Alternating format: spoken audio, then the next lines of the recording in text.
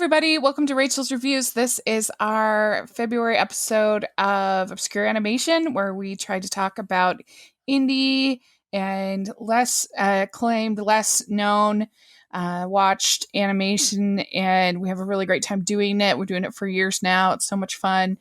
And I'm so excited to be joined by my friend Stanford. Hey, how's it going? Yeah, I'm doing pretty good. How are you? Hey, all is well. Thank you. Good. Yeah. Do you have a good February, as much as can be expected? Yeah, absolutely. Things are going okay, just They're good. hanging in there with all this COVID stuff. And then, here in Utah, where we are, we got some snow.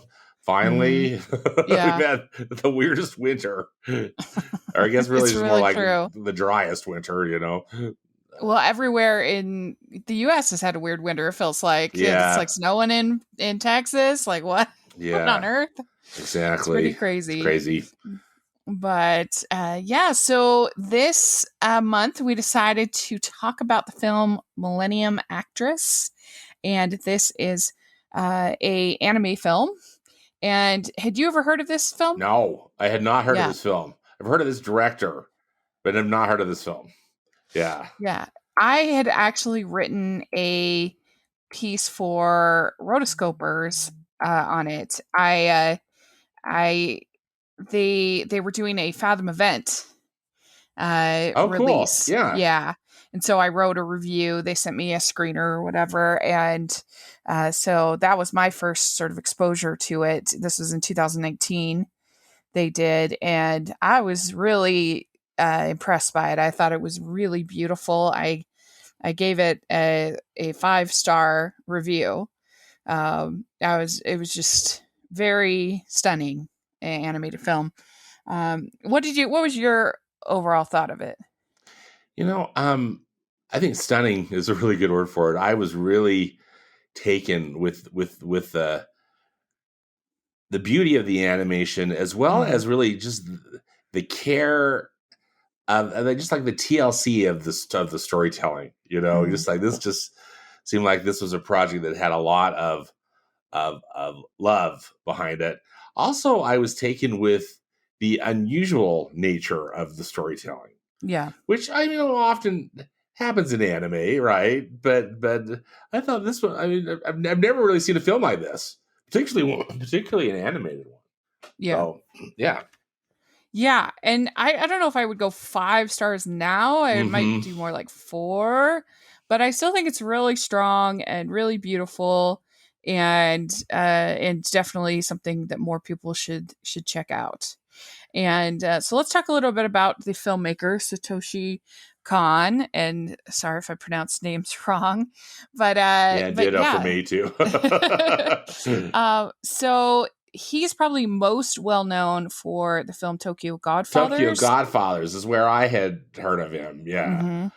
And of course, I know Tokyo Godfathers because it's a Christmas movie. Yay! So I know my Christmas movies. Absolutely. And I actually reviewed it a couple of years ago for my blind spot pick. I hadn't seen it, and so I did it over my blog at Blind Spot series, and I always tried to do one anime or animated film. That's how I got through all the finished all of the Studio Ghibli's, and it was all through through my Blind Spot series. And this was made 2 years before Tokyo Godfathers. Yeah. And I love Tokyo Godfathers. I think it's a really wonderful film. And it I think has the similar thing that this movie has, in that it has such affection for its characters that you really feel like he loves the characters in that movie, and then also here. And that one's more it has more humor. It also, I think, is a little darker. It also like dark humor in a way. Yes. And then this is more sort of your epic kind of sweeping story. But I really think they're both very strong. I was very impressed with this film, and always appreciate you introducing me to cool movies to watch, and particularly anime, because I still feel like I'm very much a greenie, when it comes to anime. Well, I just appreciate that you're always up for it. You're like, sure, let's do it. Absolutely. Yeah. Bring it. And he has his other probably most. There's two other films that he's most known for, and one is Perfect Blue, and that was from 1997. Have you seen that one? I have not, Yeah. because I Haven't think either, it's clearly. pretty strong R rated. Okay. I don't know for sure, but that's just what I've heard. Yeah. So that's why I haven't seen it. But I have seen Paprika, his other kind of famous film, and this was 2006, and it's really a really cool movie. If you like Inception, it has a lot of the same ideas, and a lot of people will say it was heavily influenced Christopher Nolan in Inception. Because a lot of the same ideas of dreams, and the thing that is different than Inception is that Inception, everything in the dreams is kind of grounded Yeah. in reality, but here in this one you have giant dolls and toys and craziness, and there's like a circus parade and kind of a thing in the dreams, so it's a little more, probably more actually realistic of kind of what people would actually dream about than what is in Christopher Nolan's dreams, because there's like a Interesting. giant Yeah, that baby sounds and stuff like that. one to definitely check out too. Trying to find. Yeah, maybe we could do that for another episode Yeah. of Obscure Yeah. Oh, for Animation. sure. For But sure. that's the main difference between it and Inception, is because the stories are pretty similar, with the layers of dreams and Yeah. um, but the main difference is this is definitely way more fantastic, and uh so that's interesting. But the Millennium Actress is I think the one that you don't really hear people talking about as much. That he was the director, story writer, and character designer for the film. So really was his baby to make it, which I always think is so impressive. I do too. It's just amazing to me. Yeah, I really marvel. these animators who Yeah. just do everything Mm-hmm. and are so involved. And so, yeah, let's dive in and start talking about the film. This is interesting because I read that this is the last major animated film created with hand inked cells. And because this was 2000 and I already said it, 2001. Yeah. And even though there was obviously 2D animation to come after that, this is the last one with the hand inked Yeah. cells, which is kind of sad. I know. I mean, I'm sure happy it for helps them so the much in the production of it, but yeah. yeah, and again, one of the things that and I didn't know this fact until after, I had seen it, Mm-hmm. but still I marveled at the artistry, Mm-hmm. Of it. Such a beautiful film to look at. Yeah. It's pretty amazing when you think that just every single movement of every single character in a frame had a cell and you had the ink and paint department that would ink it, which would be creating the lines of the characters. And then you have to paint it, which would be filling in the lines of the colors. And it had to be perfect. Every single one had to be perfect. And the legacies of the ink and paint departments is just really incredible. And there's a really interesting book about the ink and paint department at Disney. At Disney, yeah, because the ink and paint department was primarily, if not exclusively, women too, right? Yeah. Fascinating. It's such a fascinating.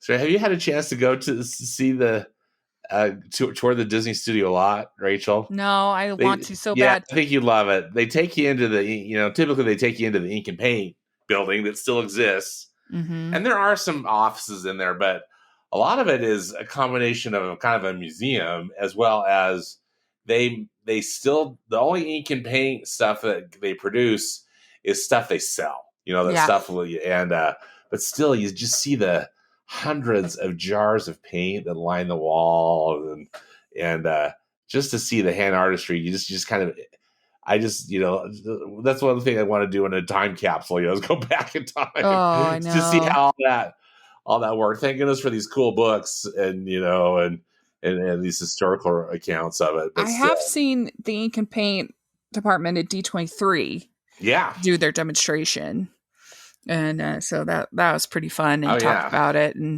and see how just the attention to detail, and I mean everything has to be perfect, and you just do hundreds of thousands of these cells is really impressive. And you think about the way that this movie is layered, we'll talk more about that, but like there's definite, especially when she's moving like on a train or something like that, Yeah. and there'll be the movement in the foreground and then the movement in the background to show that kind of movement, and Oh yeah. you just think that was all It hand kind of blows cell. my mind. Incredible. Yeah.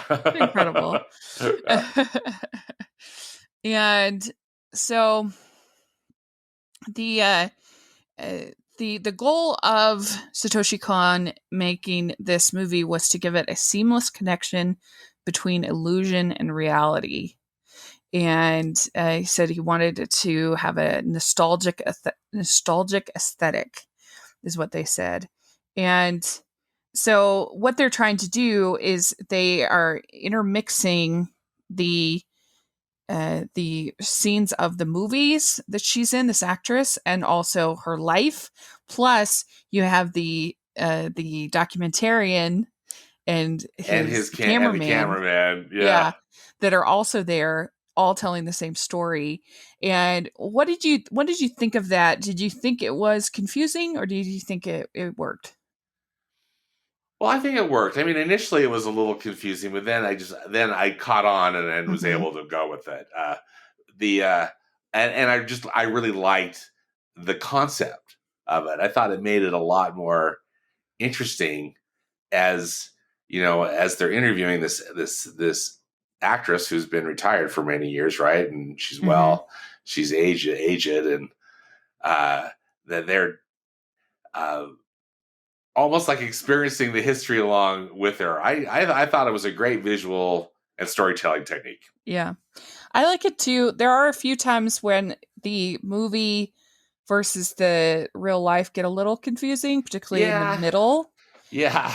But I don't know. I just Well, kind of went with it. yeah, same thing. I went with it because again, I can't say that it made sense, but it's like, okay, well, here we are. This is what they're doing, and we'll go with Yeah. it. Yeah, And so this actress, her name is Chiyoko, and Chiyoko Fujiwara is her name, and she is the biggest star to come out of this one particular studio, Jinai Studios, and they're going out of business. And so this cameraman and this documentarian are doing this piece on her, and to kind of showcase the studio. And yeah. Go when ahead. he Sorry. comes, he gives her a key. Yes. And I which sets up this kind of the mystery, right? Or sets up yeah. the whole plot. I'm sorry to. I don't mean to interrupt you, Rachel, but this film just grabbed me at the get go with that studio. With the uh, Janae, or sorry, I think you said it. Hmm. You said it better than I did. But yeah, they're showing this old movie studio that's getting torn down, Yeah. and instantly it just took me back over the I think it was actually over New Year's Eve. The last few years, Turner Classic Movies has shown that's entertainment films, that Mm. those compilation films that MGM did. Have you ever seen those? Yeah, I think I Um, have. they're fun if you've never had a chance, or if your wonderful listeners haven't had a chance to see them again, if you're interested in that sort of thing. But what they the first one was filmed like in 1974, and so clearly like way after the movie music, the heyday of the movie musical and whatnot. But they had all these stars like Gene Kelly, Fred Astaire, Elizabeth Taylor, Debbie Reynolds, and they're actually on the the old MGM studio lot, and it's now since gone. The back lot and whatnot. It's either been sold off and is probably condos, or it's part of office, or it's office buildings or something. But they're just walking around where they filmed all those great movies, and that's just instantly where this took me. So it kind of the film, I was hooked, Yeah. immediately, because that kind of stuff really resonates with me. Well, I think it succeeds on that nostalgic aesthetic then is what he was Mm-hmm. going for. Mm-hmm. And you do get Really that did sense for of, me. Yeah. yeah. And I think that is pretty effective whenever you have the older person kind of narrating about the life of his life, or the life of a band, or the life of a, kind of thing. I mean, even it's a weird comparison, but, we just saw it pretty recently with The Irishman. They did that, Yeah. that kind of, I think that device works pretty well. Mm-hmm. And you obviously have in like Amadeus, you have that Yeah. device kind of looking back and someone interviewing them.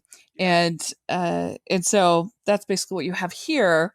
And you have, it starts with her birth, and like her mother doesn't support her in her desire to be an actress, and she wants to be an actress so she can save Japan, and save the country and represent it well. And her mother believes that she should be a wife and mother, and not worry about these things, and that she just needs to get married. And so things like that immediately kind of draw you into the character, Mm-hmm. because we're modern audiences, and so that's an appealing trait Yes. that she has, right? Oh yeah. Yeah. And so then you have this key. So the cameraman thinks it's just a key to the studio, but in reality, it's much more. And so that, like we said, that's kind of a mystery of what happened with the key. Yeah. And so uh, then we start, once she's a teenager, then we start hearing about sort of the films and her life. And it turns out that an artist gave her the key originally. The key, and was a political dissident opposing the Sino-Japanese War, which was from 1937 to 1945. And she tries to help the soldier. She tries to help the man. She gives him her scarf, and she tries to help. And so she gets really frustrated, and there's I thought a really beautiful scene with her running Oh away yeah. from everybody. That was beautiful. Yeah. Mm-hmm. Yeah, that was really good. And then so she starts doing a lot more movies, and like so this is probably the spot where maybe it got a little bit confusing between what's happening in the movie versus what's happening in the war. Right. That's where I think, and my guess it was an intentional decision, but yeah, her life and then the character she was playing in the movies was really blurred. And then of course, the documentarian and the cameraman should keep showing up or keep having all these, they're like right in there with her. But yeah, I'm with you. I at times was just thinking, oh, I'm not quite sure. And I guess again, same thing. I just kind of went with that. But, and she's hoping she can find the man who gave her the key. Right. And that's one of the things that drives her to be in the movies too, right? Because she's thinking he'll see me, that, she's in the movies and hopefully he's going to see her and go find her. Yeah. And this is where you get that, like I was saying, the animation where it's still in the foreground and then moving in the background to make it look like she's on a train or on there's that movement, and I think it looks so cool. I was so impressed with the animation. Absolutely. The highlight of the film, really. Yeah. And so she gets discouraged about ever finding the artist ever again. And so she decides to marry a man named Junichi Otaki. and because her mother says you're not getting any younger, Yeah. and so and she says I had passed the age of dreaming, which is kind of sad. Which was sad. Yeah, it was like she gave up on on her dream and then entered into this marriage kind of almost against her will, right? Hmm. Yeah. And so then one day she's cleaning in her husband's things and she finds the key. And of course, she's shocked and upset and doesn't know what is happening. And uh, there's a rival actress named Iko Shimao, and she admits that she took the key and she gave it to the husband Junichi, and so that's how he ended up in with the key. Which was so rude. It really was. That's a good word to describe it. Yeah, very catty. Yeah. Yes. Yeah. So then you have a soldier coming back, an enemy soldier coming back, and he brings a letter from the artist who had given her the key, and and there's a painting, and she says I'll go wherever it takes, and it turns out that the artist was tortured and killed after his arrest, and so that's devastating, of Yeah. course. So sad. And then in present, while they're interviewing her, there's an earthquake. So that was pretty Yeah. crazy. I wanted to ask you what your take was on the earthquakes because they allude to one, or there's kind of like almost like an aftershock near the beginning of the film, like when they're just getting acquainted with her and setting up the camera in her home, to do the filming. Or I can't see, or they Hmm. talk about that there was one, and then there's this major one. I always, and maybe erroneously, but I was trying to see if there was any symbolism in that, and I don't know if Hmm. there is. If there is, I got to talk to Rachel because I don't know if it really meant anything or if it was just something that happened. Yeah, I because there was all the things going on with her in the space movie, and Yes. she looks at like the Challenger thing, I think, Yeah. at the same time, and so I think there is something about life and about the unpredictability of life, Yeah, and and just and nature and other mhm. it's all this unpredictability. I think you're spot on. Yeah, and she says that on her deathbed, she says that the search for the key, the search for the artist, was her great passion of life, is what gave her Yeah, life meaning. yeah. Even though she never found him again, it was this the search, the quest of Yeah, it. and it's interesting because we never find out what the key is for. No, we don't. Exactly. Yeah, and that would have been. Do you like that ambiguity? Sometimes I do, and sometimes I don't. I think in this film I didn't necessarily mind it. What actually what I mean, I don't necessarily want to call it frustrating because the film was so beautiful to look at. I wasn't upset. You know what I mean? It wasn't just, Yeah. but what was really getting me down though is that she never could find the guy. I kept thinking. I mean, that he's got to show up in Act Three. Just Hmm. like please show up and give Yeah. this woman somewhat of kind of a happy ending, or at least I don't know. So that part for me was a little bit of a downer, and I think Yeah. maybe I was, and I didn't mean I don't mean to like impose what the filmmakers should do. They should have done it this way or whatever. That's not it. I think I was just hopeful, and that I think kind of dragged down my enjoyment of it just because I just thought she's. as Yeah. Act 3 was continuing, it was like, oh, she's not finding him.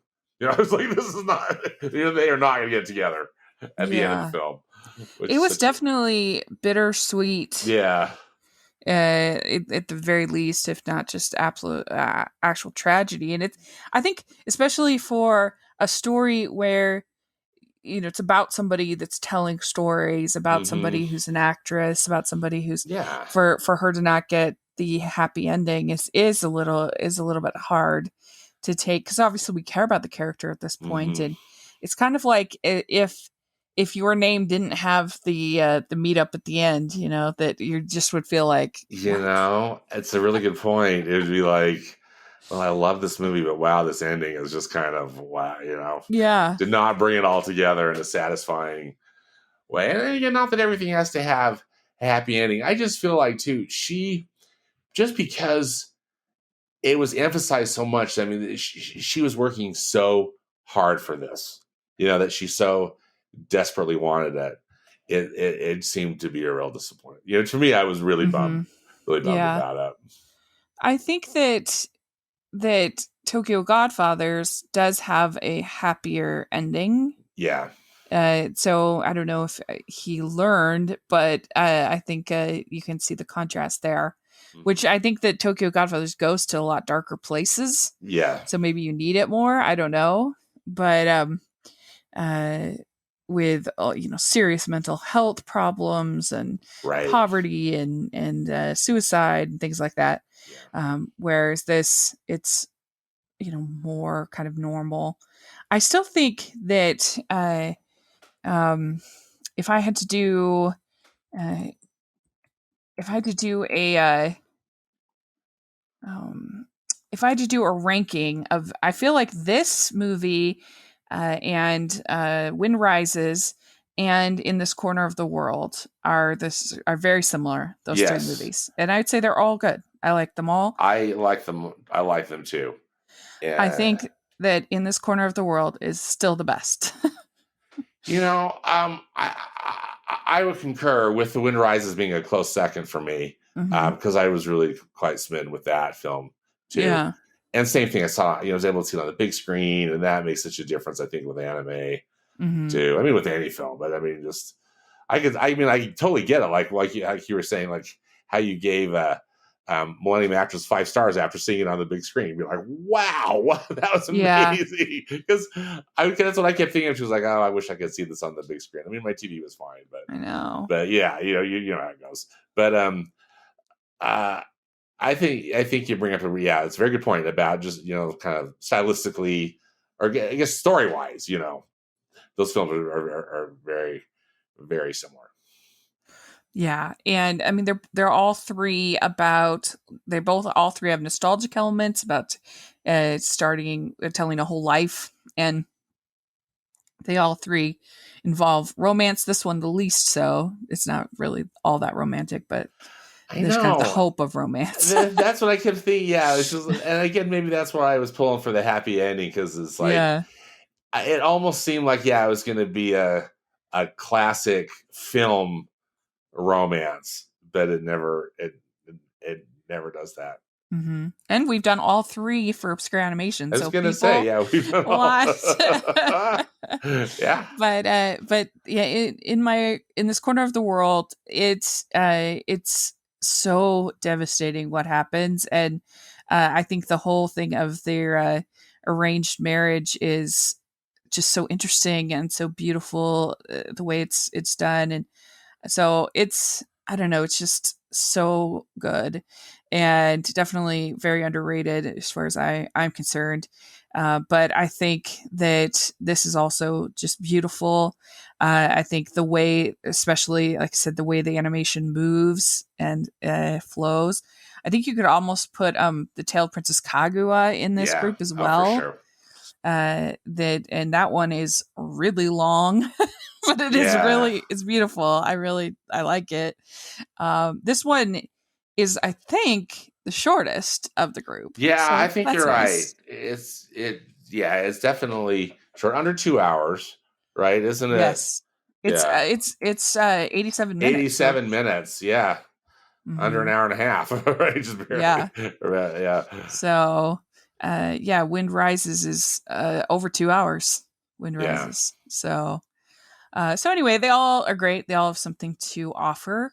And I just love the way that anime continually presents a really strong female characters. And I don't feel like the medium gets the credit it deserves for that. I don't know. I just feel like you never hear them brought up. You never hear anime brought up as being a home Yeah. for strong female characters, Yeah. but whether it's Miyazaki or many of these other and I don't know if it's just because people get too obsessed with things like Pokemon, Yeah. or stuff like that Digimon, Dragon Ball Z, stuff like that all has male characters.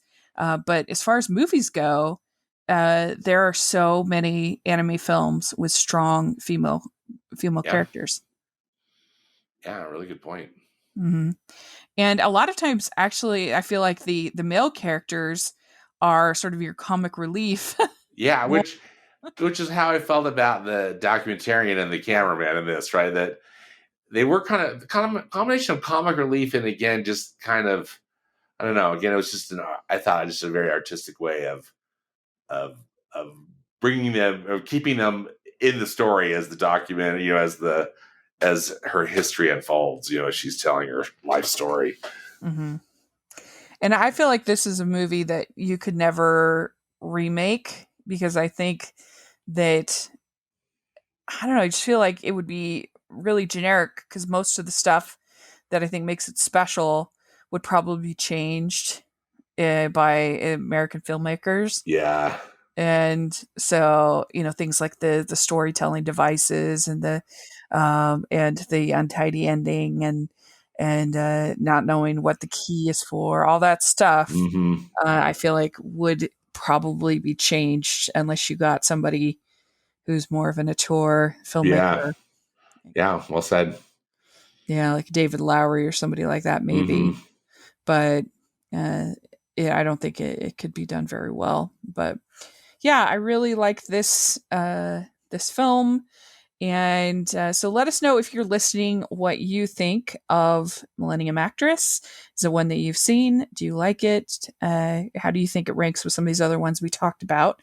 We love to have your thoughts in the comment section. And check out the rest of our obscure animation. We've been doing this now for several years, so Yeah, got a lot in there, some really fun stuff. If you have any suggestions for independent, smaller, less praised animation that you'd like us to talk about, also let us share with us. And Stanford, where can people find you? on Twitter, I'm at Stanford Clark, and I have a movie podcast and blog at moviespastandpresent.com. Great. And you can find me at Rachel's Reviews, all over social media, iTunes, YouTube, and on Rotten Tomatoes.